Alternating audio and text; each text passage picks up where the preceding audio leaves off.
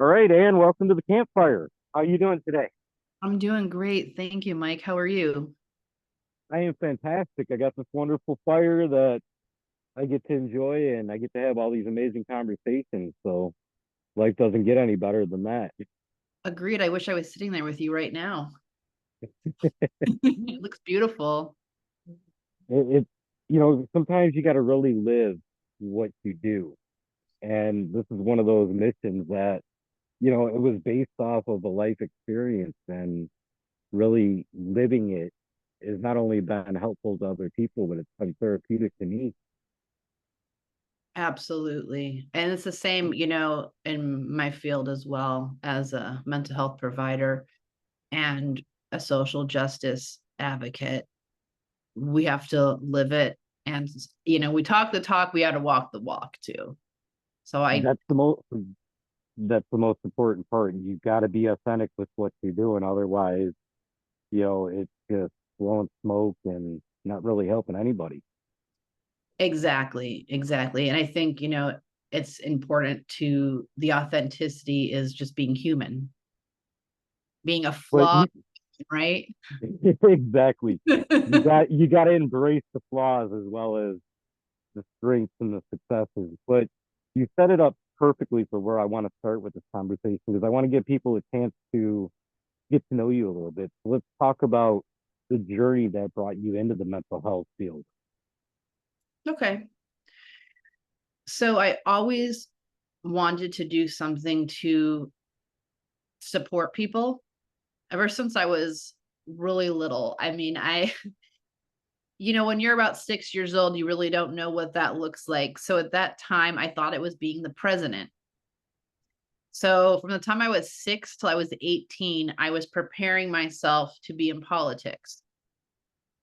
And then when I started taking more political science courses, I realized, no, this isn't for me. This isn't the way I want to be a change agent. I want to be with people.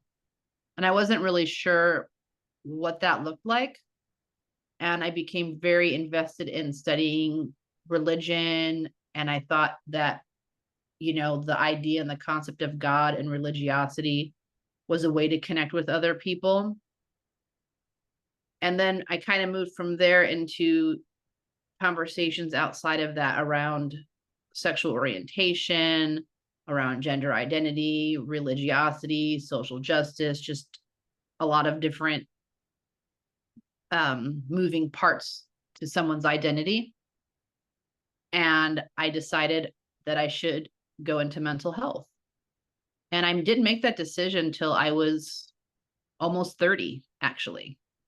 So it was a journey to get me here, as well as plenty of my own interesting life experiences.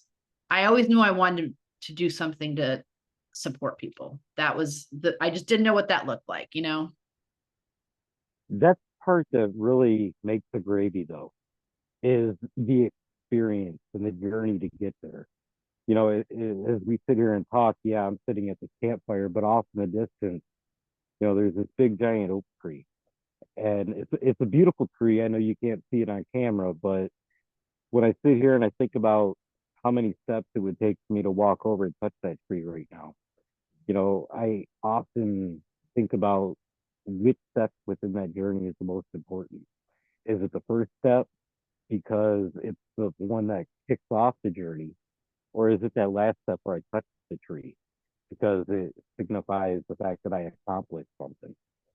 Then I think about it from a different perspective, and this is where it really brings out a good conversation point. Is it's not either of those steps. It's all the ones that lay in between, regardless of how big or how small they are, because it gives you an ability to, in your case, serve people and help people along on their journey because you have a reference point that they're able to identify with. And that's so important along these journeys. They get to know. 100%. Sometimes when I share a little bit of my story, people will say, "Oh my gosh, that sounds so difficult." And we all have challenges growing up, without question. there were some significant, impactful things along the way that made growing up difficult. But I wouldn't change anything. A friend recently asked me, if you could remove this experience or that experience, would you do it? And the answer is always no, because I'm looking at things of like, I'm happy of having reached the tree, but there is not one step that I took along the way to get to that tree that I wish were different. And I think that that's important. Like there's no regret. I want to pause there for a minute because I love not only what you just shared in the context, but I was writing this piece this morning based on some of the lines from not only Marcus Aurelius' Meditations, but a couple of lines that Seneca penned, where they look at the adversities in life and they go, it's so unfortunate these things have happened, and then they stop. In the very next line, they're like, no, it was amazing those things happened to me because they taught me something. And not only that, but it was only me that could get through those situations the way that I did and come out unscathed on the other end. And that's something so many of us have a difficult time grasping, because you have to walk within the own story that we tell ourselves, which is usually routed around shame. It's interesting because as he and I were discussing this more deeply, it's like, it's not fair sometimes. Like he says, well, maybe I don't want to learn this lesson. Maybe I don't want to be resilient from this experience. I get that 100%.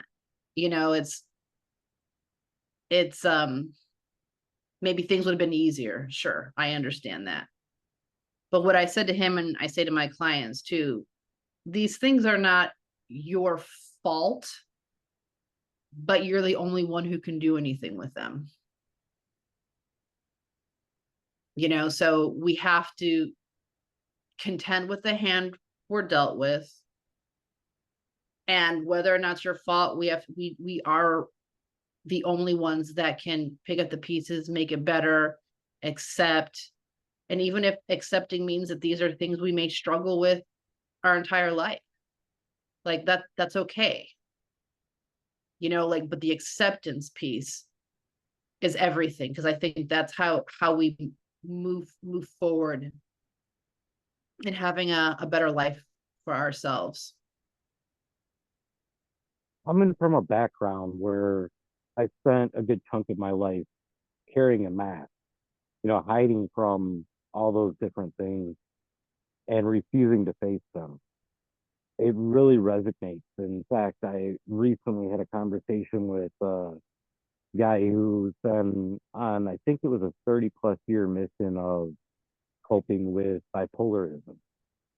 And a lot of his message revolved around the idea of fading from it, silencing that. And I did the same with my own battle with depression and my own battles with anxiety. I was ashamed because of the labels that people put on those things.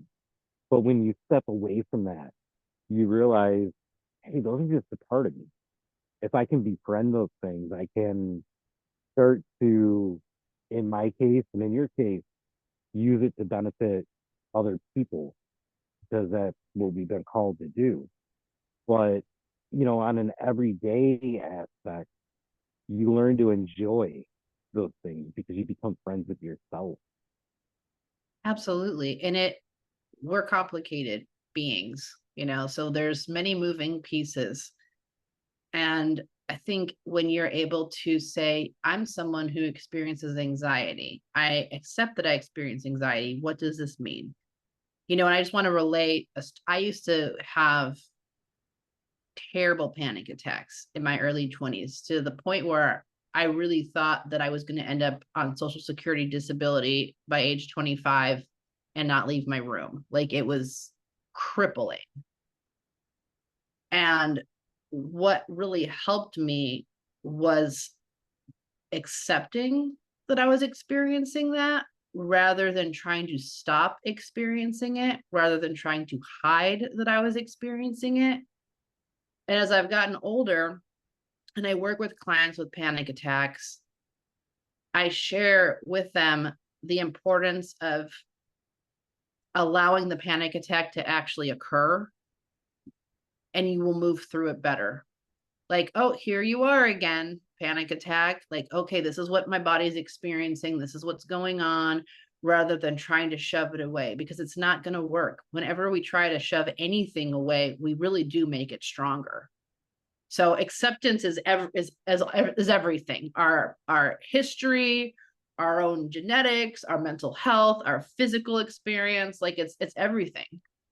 And how do we work with our experiences and who we are rather than fight against it? Could you imagine trying to swim upstream? Or would you rather just swim with the current? The current is what it is. We're not going to change the current, but we could change our experience of the current. See, I do that a lot with taking people in the field. Is we got to pluck through. Sometimes it's stream, sometimes it's a staircase. And one great example of it being with the staircase is this park in Indiana called Turkey Run. Now they tell you flat out on the map when you get the guide that you're going to come up to a staircase filled with, like, I think it was 150 stairs, and they're pretty steep. So they point out it's best to go, a certain direction so you're coming down the stairs instead of going up. And you can see that in play because a lot of there's a handful of people that are like, I'm gonna just go my own way, and then they got to go up the stairs, and you see that challenge.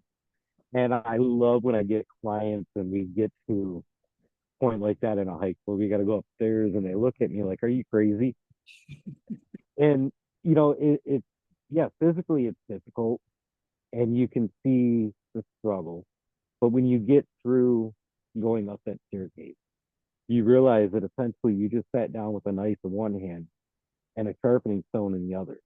And you just made that blade extremely sharp so that when you come up to a point where you need to cut something, it's going to do the job a lot easier. And these are the kind of principles that, through life experiences, you learn to utilize. You learn to look at the environment and go, man, that's going to suck. But I can embrace the suck because I've done it before. And one of the biggest things that I help people figure out is the fact that whatever it is you're up against, if you remove the label of it, you're able to see that those skills you need already in you. And it's just another opportunity to sharpen those abilities within. Oh, I love that. That is so true. It reminds me of a sticker that my nephew has on his computer. It says, "Congratulations, you've already gotten through 100% of the obstacles that you've encountered." A lot of times that obstacle is just the thought process, Mhm. which is fed by, again, all those labels that society puts on things.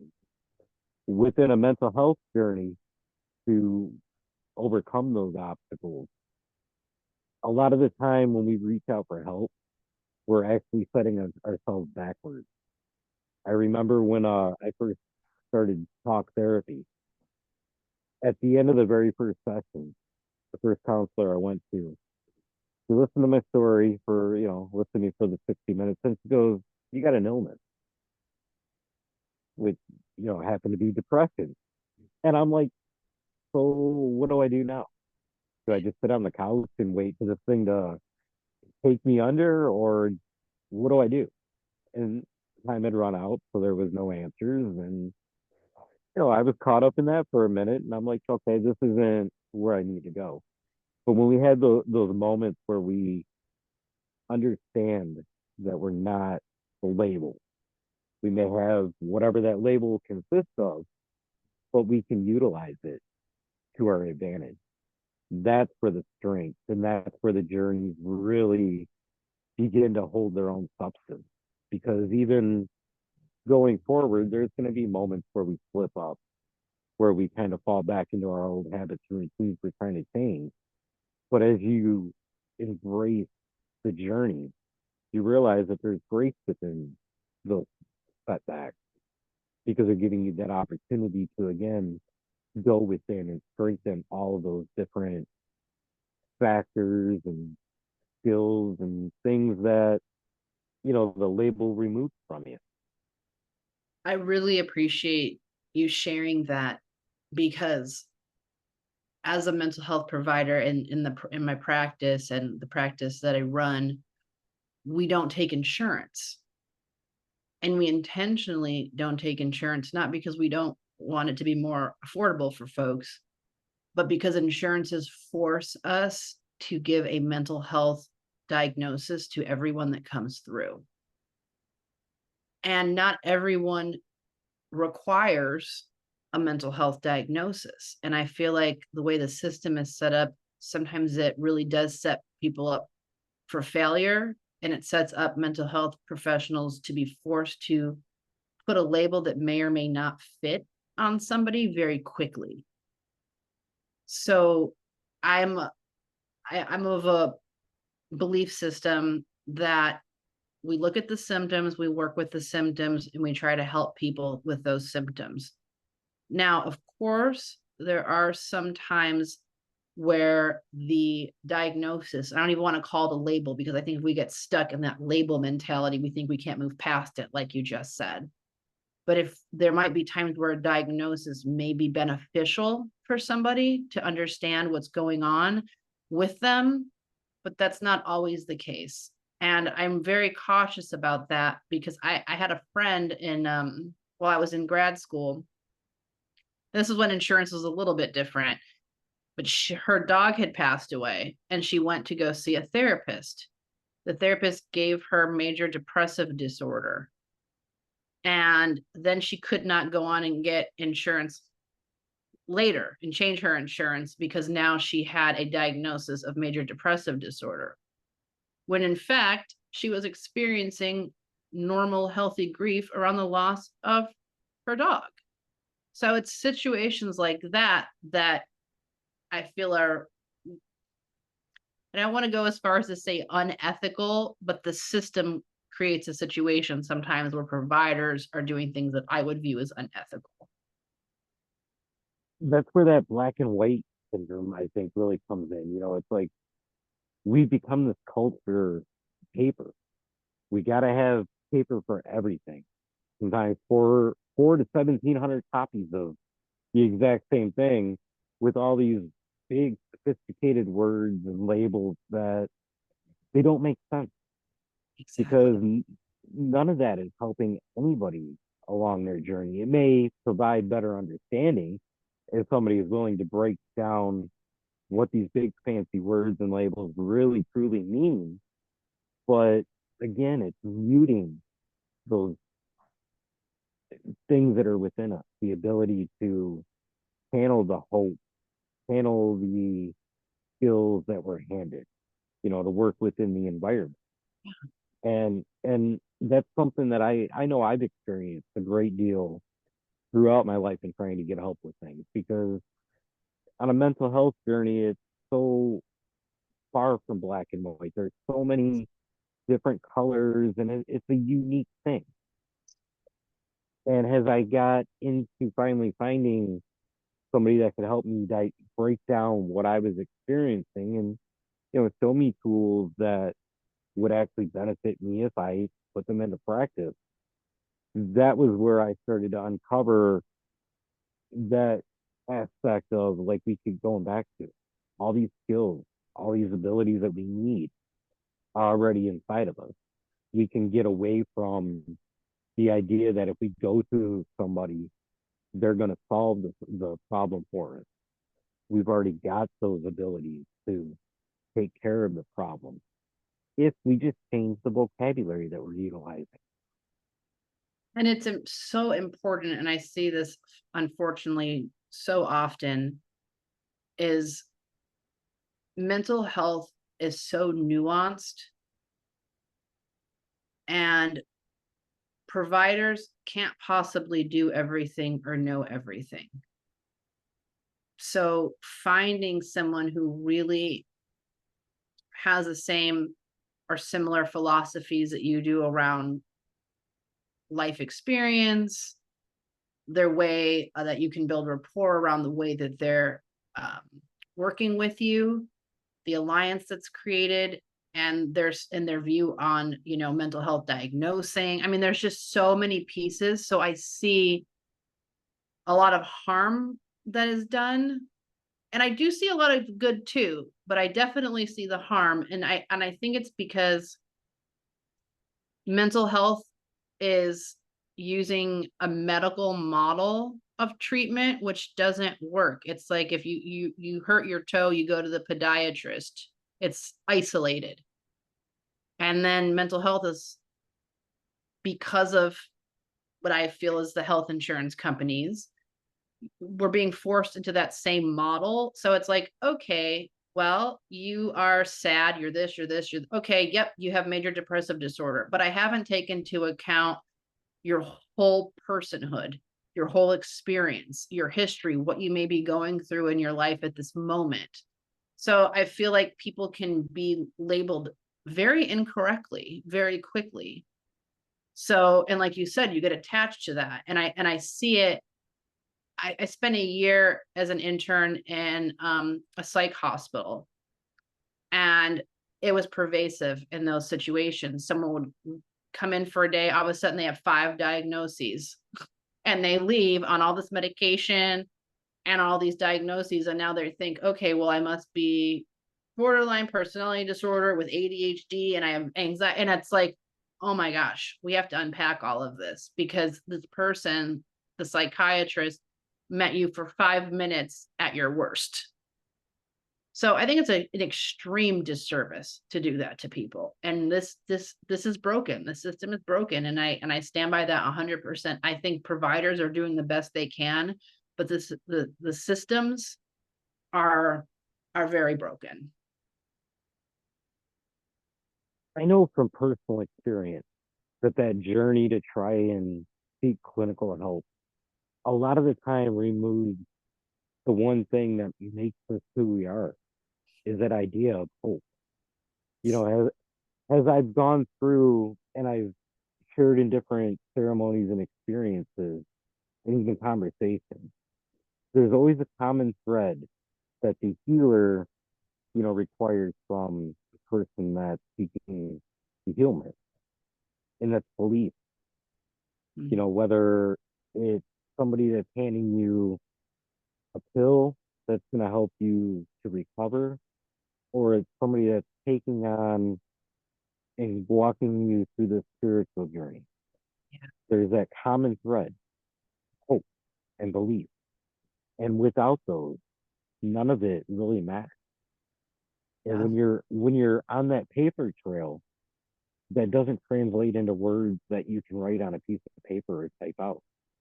So it gets pushed to the side really quickly. But if we started to lean somebody toward finding that belief within themselves, that no matter how shattered they may feel, if you believe in yourself, everybody else around you that's working with you is nothing more than guide. You're the one that is pushing forth the healing. You're the one that's doing the work because it's for you. And that to me inspires. And actually, I know firsthand because I went from feeling as if life was terminal, and at one point I would take my own life, to all of a sudden, with that belief, believing that there's a celebration to be had, there's a journey to continue, and there's a purpose.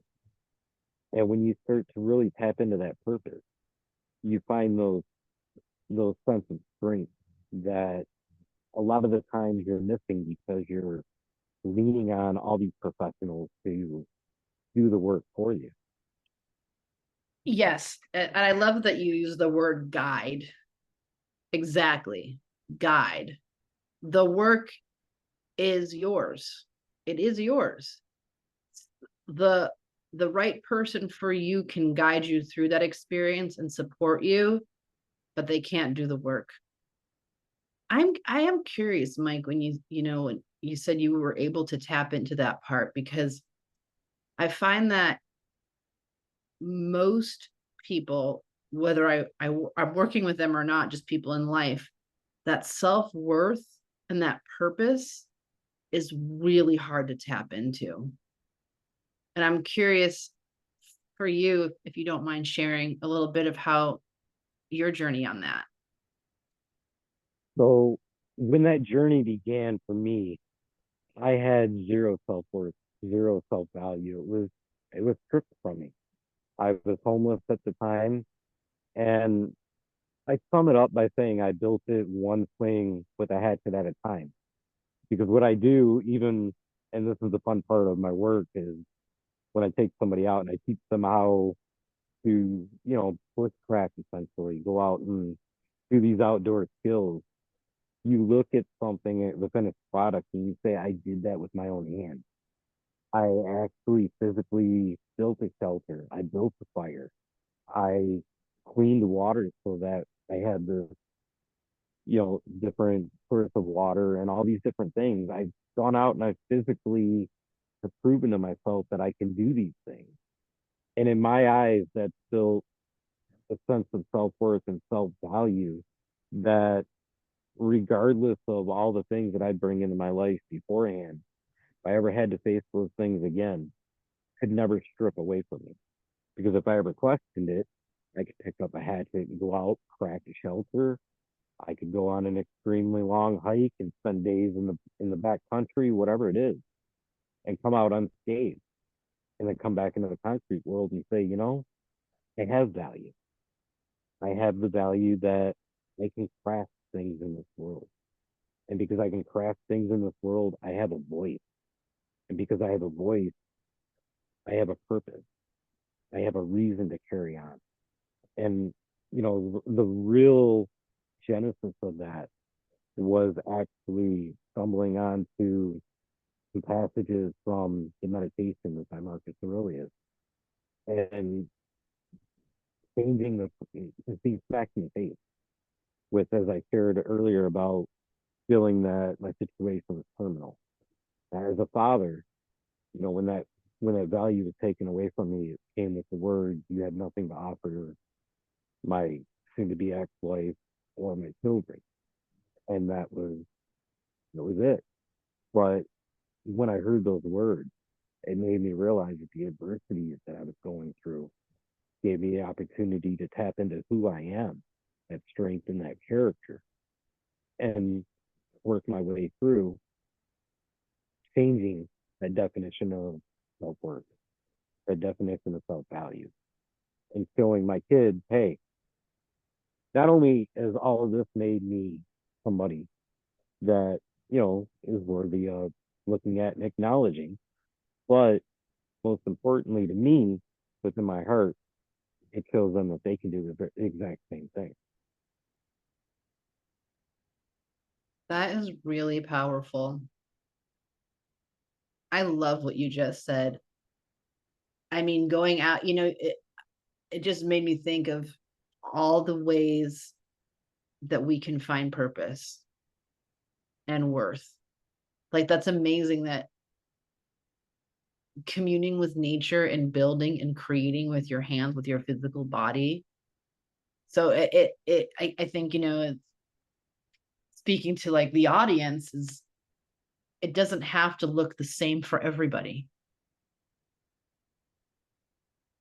And that's what, stumbling onto meditation through therapy, that's what that unlocked with me, because we had our session where I spent 60 minutes fighting everything that she said. I'm not going to shave my head. I'm not going to go, I'm not going to do this and that. That's stupid. That applies in nowhere to my life. And then going out back afterward, picking up my bow and taking my nightly practice, going, man, she was right.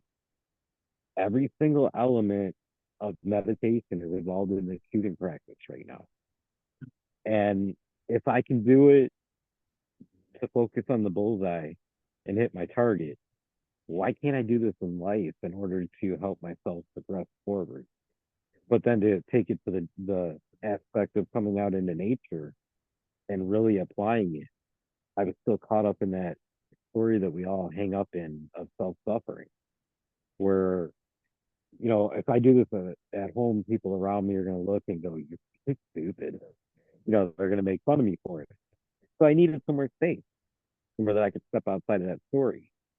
And nature was always that place for me.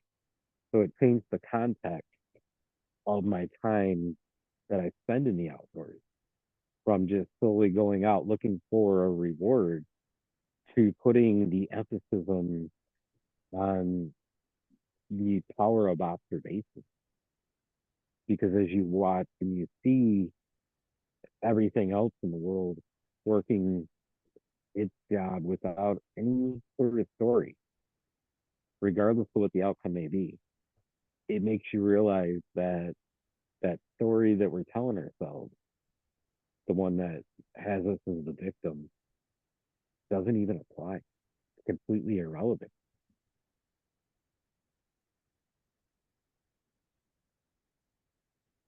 Yeah, it's fascinating because I think of the there's this like set of dialogue that we may see on social media a lot, or we may see, on Oprah. It's like, this is what it looks like to have self-care. You're going to do this, this, and this. But that doesn't work for everybody, doing this. But I think that you're touching upon is the umbrella of what you're trying to accomplish. And it may not be the same, you may not get to it the same way. Like meditation for you looked different than sitting down on a yoga mat and umming. But you were doing what needed to happen in order to help calm you and focus you and connect in your present. It's such a revolutionary idea at times when you say it to people like that. That because a lot of my work in the beginning, I was working with a lot of the people in the outdoor and hunting community. You know, that was kind of my thing, was when I got a sponsorship, I wanted to take on something different that everybody else did. And for every guy that got up in a tree stand or sat still in a hunting blind, it was always about the consequence if we moved. Mm. The deer would see us with truth and we'd never get the shot. But then when I started talking about these ideas and started talking about how they really apply to every aspect of the living world, including our journey, we don't have to focus on the negative response that we move. It made it a lot easier. It made it a lot more okay for people to start really sitting down and channeling those thoughts. And I really love sharing that story because number one, it's kind of funny that somebody stumbles into meditation like that. And I get on a lot of calls and people are like, here you are, this outdoors guy, and you're all decked out in camo and whatnot. You're not somebody that's going to sit and meditate. And I'm like, even in my hobbies, especially in the fall, meditation really, in a roundabout way, is a key part based on that negative outcome if I move. But then when I took that negative outcome away from it and I started to apply it in the everyday sort of what I do, it makes you realize that meditation, regardless of what your hobbies are, the essential part of it is already with you. Yeah. And it opens up the question, are you willing to channel it? 100%. I think that is so valuable. And I hope people are really hearing that, because it, the the hobby, the experience of calming the mind and being present does exist within you. And it doesn't have to look like what your neighbor is doing. Exactly. Right? Like it literally can be anything that provides that for you. And I think of it a lot in the context of rituals, which we all have every day. You know, Yep. getting up, brushing your teeth, and having a cup of coffee. That's a ritual, whether Yes. you really register and think about it or not. And where it really started to make its own gravy with me was the process of keeping a fire. You know, every day I'd have to go out and collect tinder and break down some sticks and chop some wood and then slowly start to grow a fire. And I realized just how centering and focusing those rituals can be. That, you know, when I do these things with people, I take the time to actually walk them through it for that very reason. Exactly. Like this is something that I haven't thought of in a while, but the fact that we do all participate in a ritual and how present are we in those rituals? Like when's the last time, you were brushing your teeth that you actually thought about brushing your teeth and being present with brushing your teeth or pouring your coffee or driving in your car or tasting your food, right? Like we don't. Where our minds, I feel, are always on to the next thing or in the past, and we have a really hard time being present. So sometimes it's the activities that we already do in ritual. If we can spend time being present with those activities rather than creating new activities, then we're teaching ourselves mindfulness and meditation. Those are the very first steps for Yeah. getting those practices together. And, you know, when we get back to the beginning of the conversation and we talk about how we lose ourselves within the label Yeah. and we want to take that journey to redefine who we are and get to know who we are. That's where it all begins. It begins with those very small little steps, which at times can be difficult to really hold ourselves to and stay present in because we always set our eyes on the goal. You know, we always set ourselves to where we want to be, that big giant oak tree out in the distance. And when you bring it back into the present and into the moment of where you're standing, it takes away some of that definition that reaching the oak tree would give you. And that's something that, especially with conversations from people outside of the United States, they've really put the emphasis on is not letting the goal define who you are. You let the journey define who you are. And as you continue through that journey, it gets back to the idea of strengthening all of those skills, which when you get and reach the oak tree is a celebration. Yes. Preach, preach. And I even ask my clients a lot of times, it using the oak tree analogy, there may be a million things that happen between those steps and that you don't get to that specific oak tree. Right? So being open to the fact that other experiences, other moments may lead you in another direction. And that is okay. I think we can get so stuck on the goal that even if walking towards that oak tree may no longer be a wise decision, people still go to the oak. They're still walking towards the oak tree. And it's okay to say, you know what? This isn't working for me. This isn't the path I want to go anymore.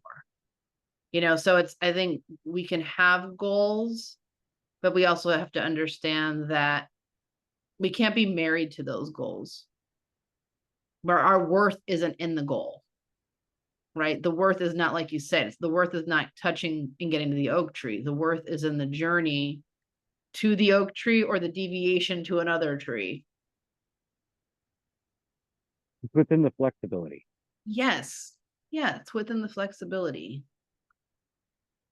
And So let's do this as we start to.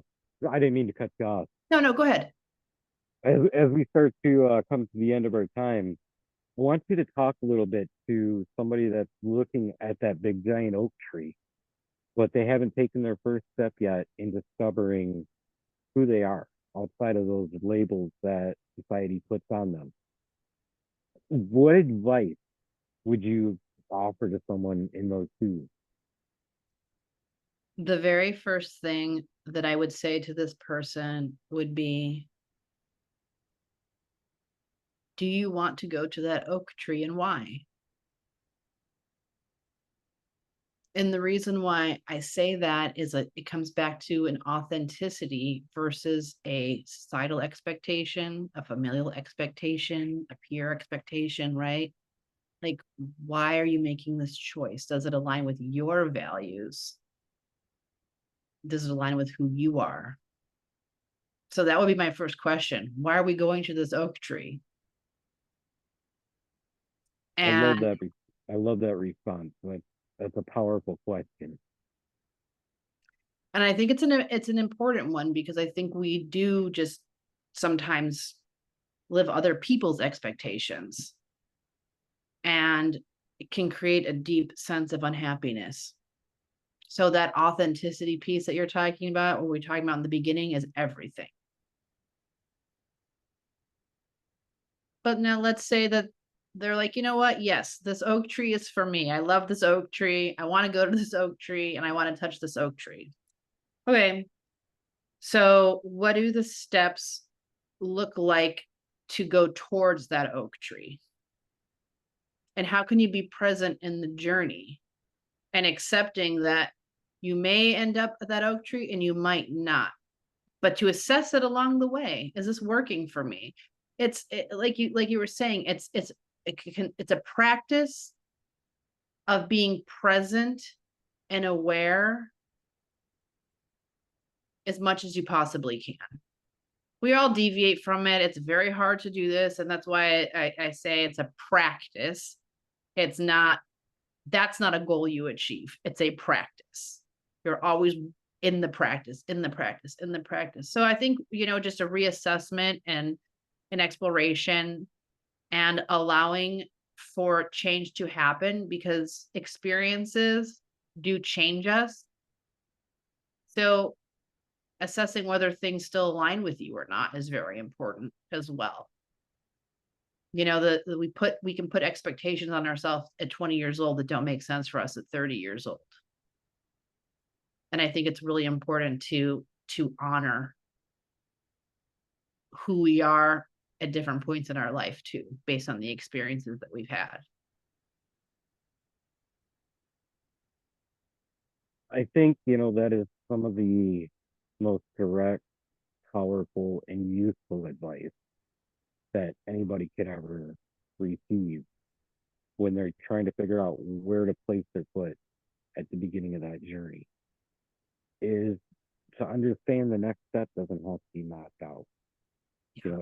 As long as you're following that voice of hope that sits in your heart, and you're able to tap into the drum of belief, then you're going to be where you need to be in that present moment. And that's what is most important, no matter where you are along that journey, is just being at peace with where you are, knowing that you're in that moment because that's where you need to be. Honor it, celebrate it, enjoy it, but also take the time to learn from it. Yes. Then place down your next footstep in the direction that it needs to go. Yes. Yes. And the language, and as you said earlier, the language that we use to describe our experiences are really important too. So if something is no longer working for you, I think it's best to not, oh, this was a mistake, I'm going to beat myself up over this. Not everything is going to work. And that's okay, because you're still here, breathing, alive, to choose again. And as long as you're on this planet, there's very little that you can do or that can happen to you where you cannot choose again. Now, I know that there's caveats to that, absolutely. But if you're breathing and you need to move another direction, you got this. Don't be afraid. I love that. And obviously, as grandfather fire decides to burn down here a little bit, I want to give you the opportunity to let people know how they can get in touch with you, how they can work with you, what you got coming up, all that good shameless plug stuff. So if people want to work with me specifically, they can go to my website, which is Ann, ANN, Russo, RUSSO.org. If people are interested in working with one of the mental health providers at my agency, they would go to amrtherapy.com. We provide affordable, accessible mental health care in the vein of what we talked about today, is how we provide that care. And people can also email me, Ann at amrtherapy.com, and mention this podcast, and we'll get some discounts going for them, whether it's a free consultation or free trainings. My goal is to support folks on their journey. So whatever we can do to make that happen, I'm in it. I love that. And I feel like, the work is definitely truly authentically based, which is a beautiful thing. You run into so many people that it's only about the dollar sign. Whether or not you get the results, it doesn't matter. If you jump in on the buzzwords, then that's great. But when it's authentically put out there and it's authentically presented, that's where the results are. That's where you really hit home and you really help somebody to make a change. So I want to commend you and thank you for celebrating your work with me. I feel like we've opened the doors to a million different conversations. Yes. Hopefully, at some point in the near future, we can connect and travel down one of those trails. But Love it. until we do, I don't believe in the words goodbye because they're too final. So until we meet again in this life or the next, safe and prosperous journeys to you. Yes. Yes. Until we meet again. Thank you, Mike, so much. Oh, you're Really very enjoyed welcome. speaking with you today.